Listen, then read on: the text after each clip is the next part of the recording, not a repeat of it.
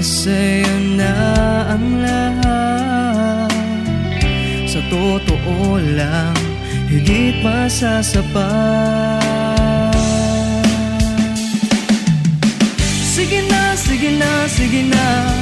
Oo na, wala nang iba pang papatibok ng puso ko, katulad ng ginagawa mo. Hindi na dapat pang mangamba, puso ko ay nabihag mo na. Walang ibang mahal kundi ikaw, o aking prinsesa.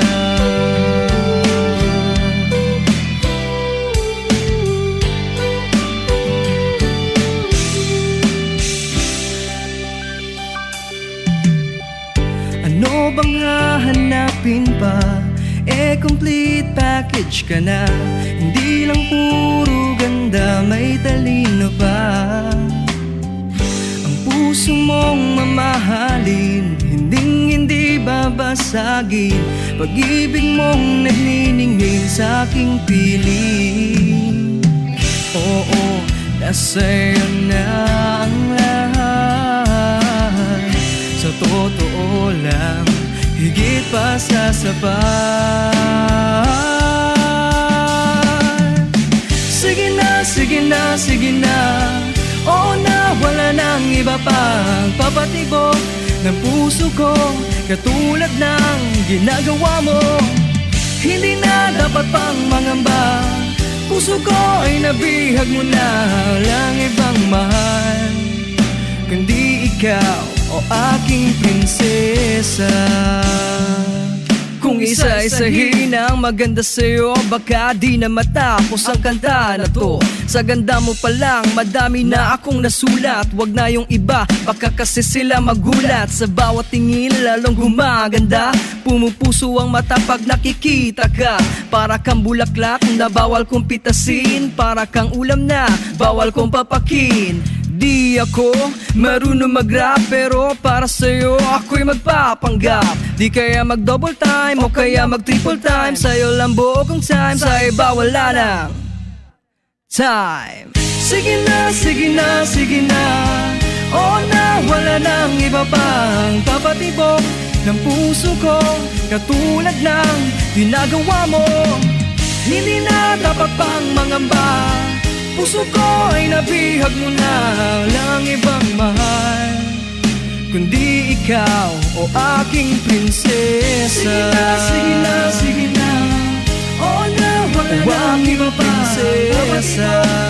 Puso ko, katulad ng ginagawa mo. Prinsesa. Hindi na dapat pang puso ko ay nabihag mo na.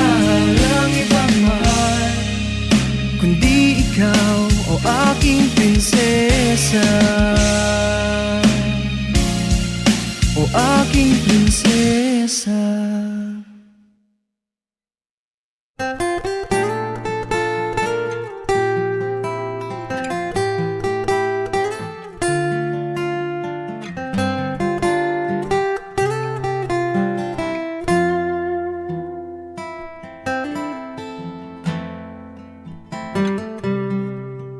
Sinungaling talaga ang pusong ito. Akala ko'y naghilom na mga sugat nito. Pilit ko maglimutin ang damdamin ko sa'yo, ngunit ikaw pa rin ang tinitibok ng puso ko. Di mo naman kasalanan kung bakit ngayon ako'y nahihirapan.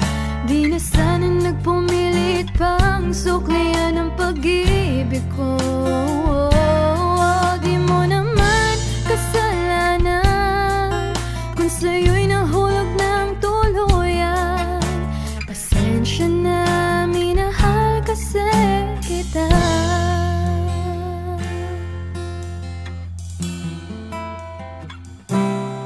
Kahit pahirin ang luwas sa aking mga mata, ang pag-ibig ko sa'yo kailan may di mawawala.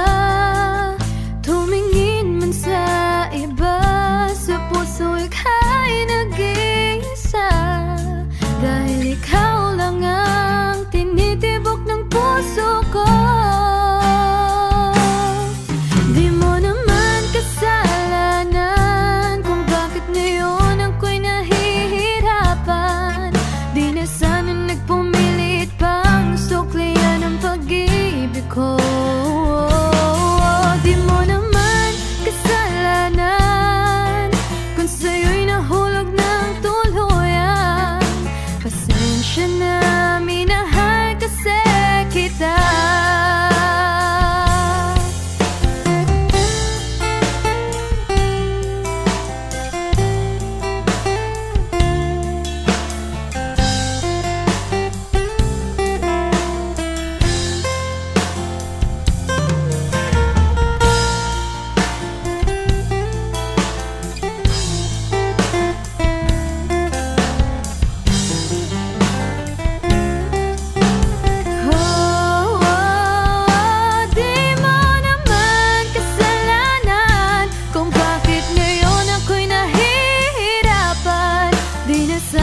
Pumilit pang suklian ang pag-ibig ko.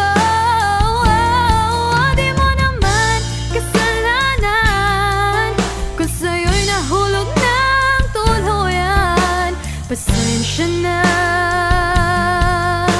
pasensya na, pasensya na. Minahal kasi kita.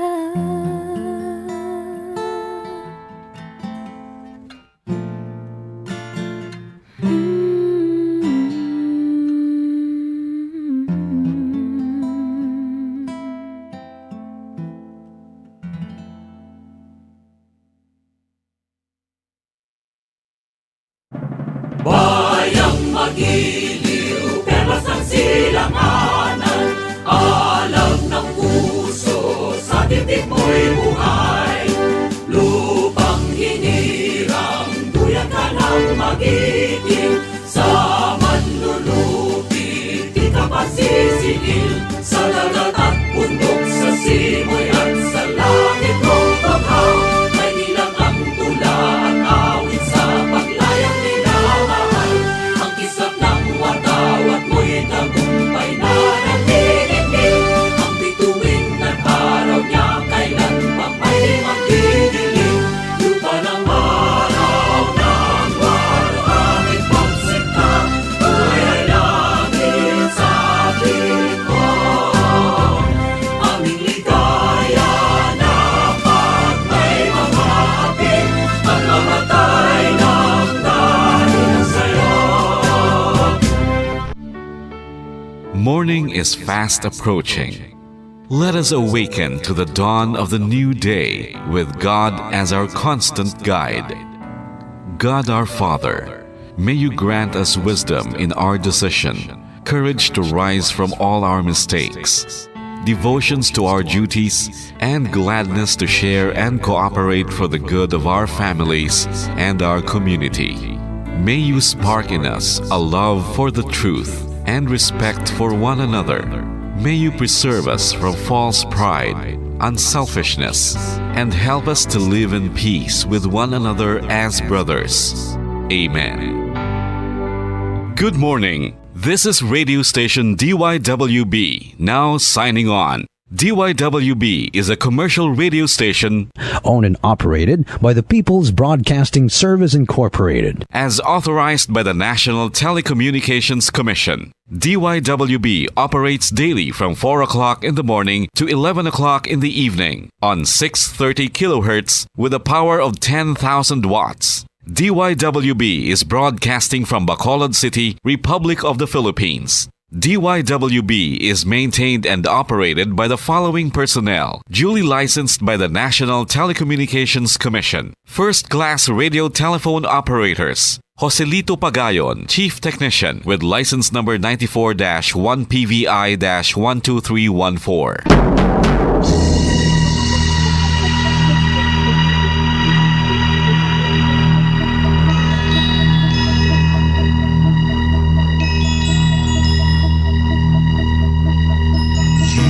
Are the reason why this network is on.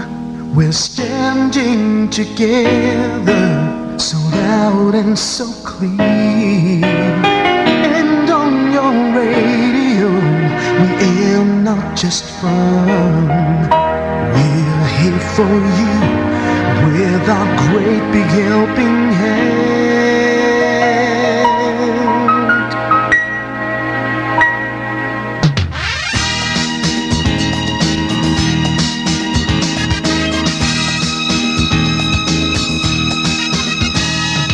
You are the reason why this network is on.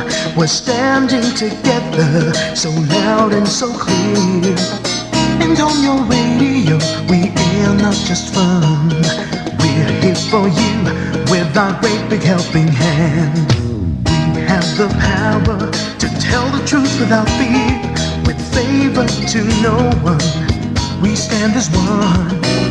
Turn on your radio and stay where you are. Listen to the bombo and we'll take you near or far. We are here to speak the truth and let you know we are here for anyone who needs a helping hand. We are here to find the way to freedom and peace, justice for all, make this world a better place. We are the CBS, the NBN, the PBS, Bombo Radio Philippines. We listen to the voices with no acts of arrogance, with candor and politeness. We are pledged to everyone. We dedicate ourselves, our fortunes, our lives, no matter what it takes, no matter what is sacrificed. We are here to speak the truth and let you know we are here for anyone who needs a helping hand. We are here to find the way to freedom and peace, justice for all, make this world a better place. We are the CBS, the NBN, the PBS, Bombo Radio Philippines. Bombo Radio is here for you to let you know what's new. And because we care, we listen, we hear all the cries and whispers. We shall be free and fair. We are here to speak the truth and let you know we are here for anyone who needs a helping hand. We are here to find the way to freedom and peace and justice for all, to make this world a better place. We are the CBS, the NBN, the PBS, Bombo Radio Philippines. We are the CBS, the NBN, the PBS, Bombo Radio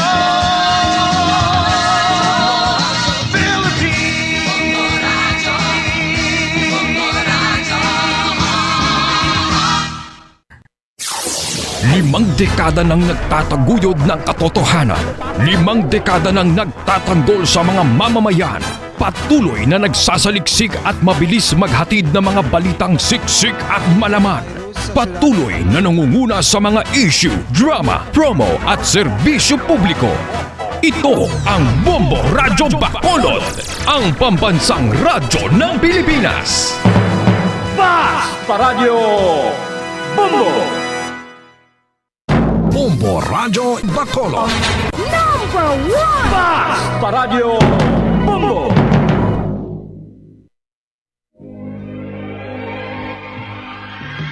Daily Gospel Reflections. Ang adlaw-adlaw nga pagpamalandong sang ebanghelyo, agud kita tuytoyan nga magkilala, maghigugma, kag magsunod kay Kristo. Ako ang dalan, ang kamatuoran, kag ang kabuhi. Ini ginadulong sa inyo sa mga Madres and Daughters of St. Paul. Maayong adlaw kag malipayon nga pagpamati mga pinalangga ako nga mga utod kag abyan kay Kristo. Subong adlaw aton ginapadunggan ang mahal nga Birhen Maria sang Lourdes sa paghiwat sini sang iya kapiyastahan kag akon kinatamyaw ang tanan nga mga deboto sang Birhen sang Lourdes. Sa sini nga kapistahan sang aton mahal nga Birhen sang Lourdes, aton man ginadumdum ang tanan nga nagabalatian. Ginapakabalaan ikaw, o Birhen Maria, sang Ginoong Dios nga makaako, labaw sa tanan nga mga babayi sang duta. Iya ginhimaya ang imo ngalan sa bagay nga ang mga tawo hindi maguntat sa pagdayaw sa imo. Mga muyo kita upod sa aton mahal nga Eloy.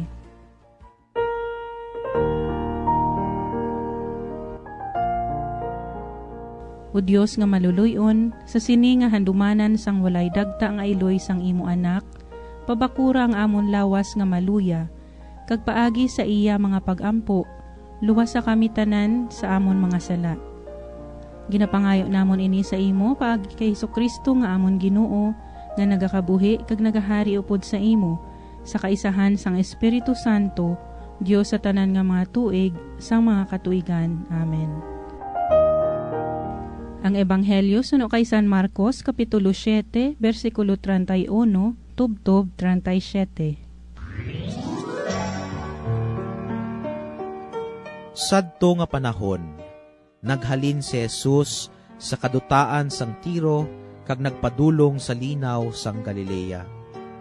Nag-agi siya sa Sidon kag sa duog nga sakop sang Decapolis. May isa ka tawo nga bungol kag halos makahambal nga gindala sa mga tao kay Jesus, kag nagpakiluoy sila nga iya itungtong ang iya mga kamot sa bungol. Gindala siya ni Jesus sa unahan, malayo sa madamo nga mga tao, kag gingulo ni Jesus ang iya mga tudlo sa duha ka dulunggan sang tao. Nagdupla si Jesus, kag gintandog niya ang dila sang tao.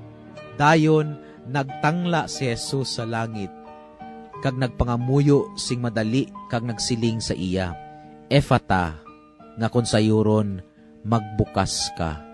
Sa gilayon, nabuksan ang iya dulunggan, kag nagtugak ang iya dila, kag naghambal siya sing maathag. Dayon nagmando si Jesus sa ila tanan, nga hindi magpanugid bisan kay sino sang nahanabo. Pero sa sagad niya dumili sa ila, tapat pa nga gani, nga nagpanugid sila. Ang tanan nga nakabati sini natingalagid. Nagsiling sila, daw ano kaayo ang paghimo niya sang tanan nga mga butang. Ginahimo niya nga makabati ang mga bungol, kag makahambal ang mga apa.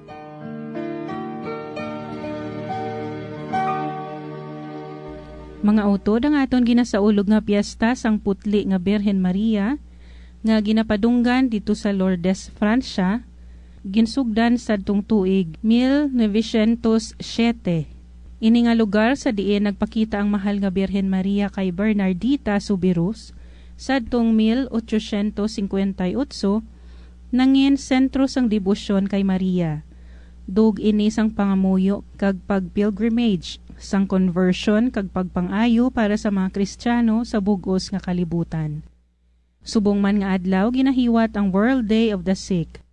Ang mga ginadumduman naton ang aton mga kauturan nga may ginabatyag sa lawas, kag nagakinahanglan sang pag-ayo. Para sa aton pagpamalandong sa sining aga, kita pag-aupdan ni Brother Alexander Ervin Diaz sang Brothers of the Christian School or FSC. Maayong aga kag welcome sa aton programa, Brother Alex. Maayong aga, Sister Ninya, kag sa tanan naton nga tagpalamati, kag naga-follow sa aton via live streaming. Subong nga inadlaw, ang balita, may pamaagi na siya kung paano siya makalabot sa mga purok, barangay, syudad, or kung ano dahil lain nga mga bansa.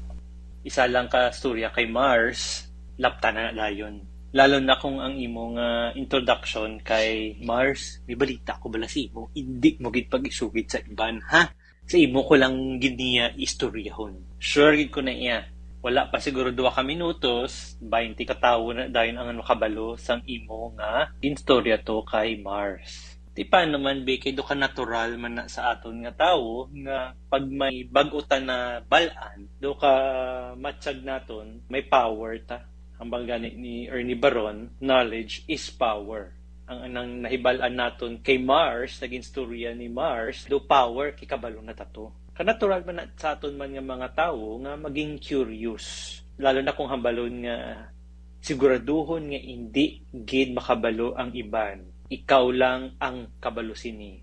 Sigurado ko na ang aton nga curiosity, ti amo ginaang mapagana sa aton. na duganahan gid ta nga makabalo pagid. So katingala ko nga sa aton ebanghelyo, kada muno ni Jesus sa ebanghelyo na hindi paghambal sa iban or siguraduhon nga hindi makabalo ang iban. Ginpamangkot ko sa akon kaugalingon. Nga Lord, nga Aman, kay kung ako to ang isa sa mga disipulo, kag nakita ko ang natabo sa akong tubang nga mirakulo, di ba good news to siya? Kag kung makakita ko sang good news, na-experience ko tong good news, kag amo to ang kamatuoran na ginpakita ni Jesus, nga hindi gusto si Jesus nga ipabalo sa iban. Nga hindi ko pag ipabalo sa iban. Sa mga tinuig ko nga isa ka religious brother, isa ako ka dalasal brother, ang akon nahuna-hunaan kay ang eksperyensya kay Jesus ay isa ka personal nga journey. Kapati ko nga si Jesus, hindi siya gusto na ipaglapta ko lang tuya ang isa ka maayo nga balita kay matsyad ko gusto ni Jesus na kita mismo ang maka-experiensya sina na hindi taya pag-spoil ang experiensya sang iban kay kita mismo nakabatsyag, nakakita kag naka-experiensya sang maayo nga balita. Sa subong nga mga tinion nga ang technology para na sa aton mga kamot, nakita mo sa TV, sa internet, do permi mga spoiler. Tanawa na bala ang series nga Probinsyano or ang A Love to Last. Di ba? Permi ginapakita na nila ang anong matabo sa dason nga episode.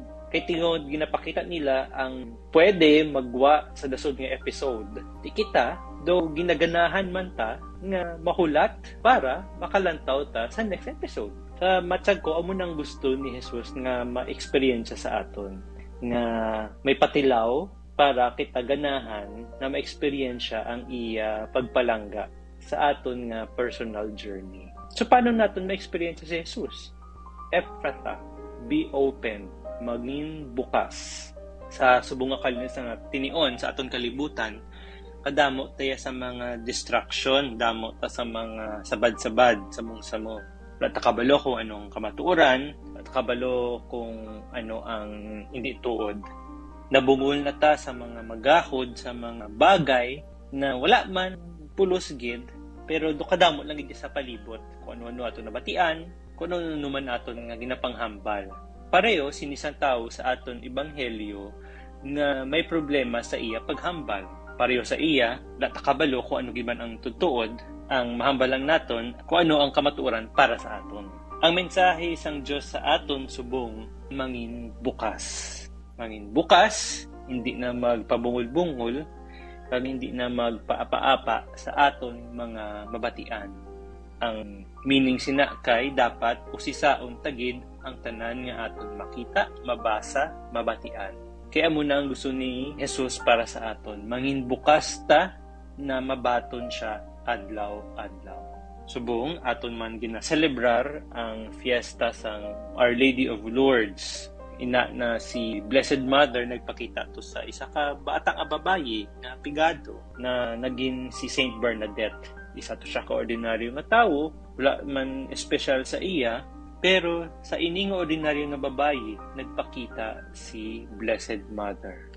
Sa nagpakita siya, si Blessed Mother, si Maria, ang eksperyensya ni Bernadette kay Jesus kag sa iya nga iloy nangin espesyal, nangin personal. And nagbag-o sang iya nga kabuhi. Kay nabuksan iya mata, nabuksan iya tagipusoon. Ephatha. So bag-o magsugod ini nga adlaw, aton pamatian ang tinaga. Ephatha. Diyos, kabay nga buksan mo ang amon tagipusoon nga mabaton ka subong. Kag bag-o matapos ining adlaw, kami mamangkot sa amon kaugalingon. Paano ka namon nabatyagan, nakita, nabatian, na eksperyensya subong nga adlaw. Madamo gid nga salamat Brother Alex sa aton reflection sa sining nga aga. Naduga nga naman ang amon ihibalo kag kami man na-inspire sa imo sharing sang pulong sang Dios sa sining nga programa. Madamo gid nga salamat sa pagpaambit sa amon sang imot tiyempo bisan ikaw sobra man kasako sa imo nga ministry. God bless your generosity, Brother Alex. Kag kung gusto ninyo makigangot sa mga brothers of the Christian School, FSC, yari ang ila address. University of St. LaSalle, LaSalle Avenue, Capitol Subdivision, Bacolod City, 6100, Negros Occidental, Philippines. O magtawag sa telephone number 435-2595. Pwede man kaw magmensahe sa LFB page, LaSalle Bacolod Brothers Community.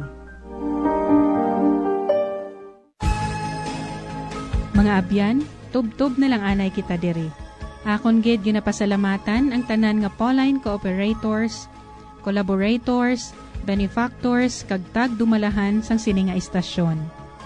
Kung gusto ninyo iupod ang inyong mga intensyon sa amon pagpangamuyo, ipadala lang ninyo ini sa Pauline's Media Center, Bacolod, 29 Corner Henares, Hernay Streets, 6100, Bacolod City. Daughters of St. Paul, Iloilo, 425 E. Lopez Street, 5000, Haro, Iloilo City. Telephone number 320-9487 o mag-text sa 0943-54-10771. Sa ngalan sa mga madres ang Daughters of St. Paul, ini si Sister Nina Lorilla. Kabay nga ang paghidait ni Kristo, nga amo ang dalan, kamatuuran, kag kabuhi, magpabilin sa inyo tanan.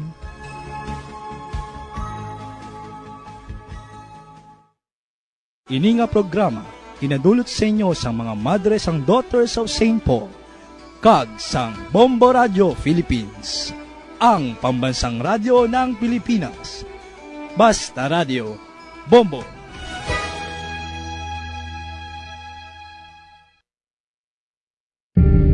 Tip sagod malikawan ng insomnia. Ang pagtulog sang maayo ang makaapekto sa mental kag physical health sang isa ka tawo. Apang kung kaisa hindi maligar nga nagaka-eksperyensya sa ginatawag nga insomnia, gani ari ang matip sagod malikawan ini kag mas makatulog sang maayo mga kabombo. Kinahanglan